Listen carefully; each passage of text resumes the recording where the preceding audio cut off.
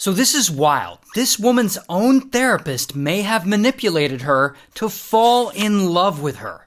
Now, the woman's name is Vanessa, and she's from New South Wales in Australia, and Vanessa has some problems in her life. And so she decides maybe it's time to get professional help. And one day in 1997, Vanessa starts seeing this psychologist, this woman, who we'll just call therapist. So Vanessa sees her and she likes her. So she keeps going back and seeing her all the time. And over time, therapist learns a lot about Vanessa, and Vanessa learns a lot about therapist. And at one point, therapist is like, oh, we have so much in common. And they do. They both have 2 daughters. They're both married to their second husband. They both used to model when they were younger. Pretty cool. And so Vanessa continues seeing therapist for about 2 years. And over this period, she slowly starts to feel better. And eventually, she and therapist agree she's all good now. And therapy is no longer necessary. And then they decide to part ways. But therapist suggests that they continue to be friends. And Vanessa's like,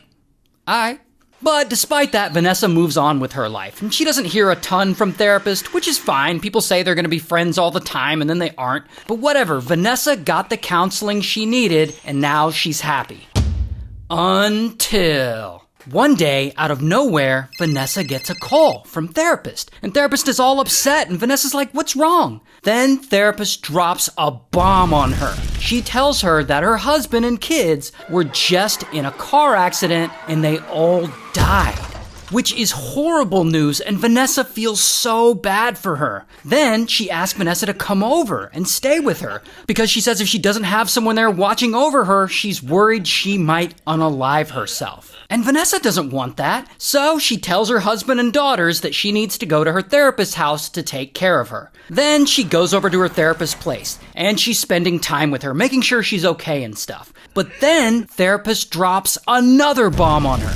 Not only did her husband and kids just pass in a horrible car accident, but her ex-husband, the father of her children, was so devastated when he heard the news that he had started doing drugs, and now he's fallen off the face of the earth, like no one can find him. So now this poor woman just lost everyone, and she has absolutely no one in her life. So of course, Vanessa feels almost obligated to help her out. And so she starts going over to her place, visiting a couple of times a week to make sure that she's okay and that she doesn't try to hurt herself. Meanwhile, back home, Vanessa's husband and daughters, they're watching all this go down and they're really supportive. They know that this is just the kind of nice person Vanessa is, always helping out someone in need. But then, that's when things start to take a turn. Because over time, Vanessa starts to notice therapist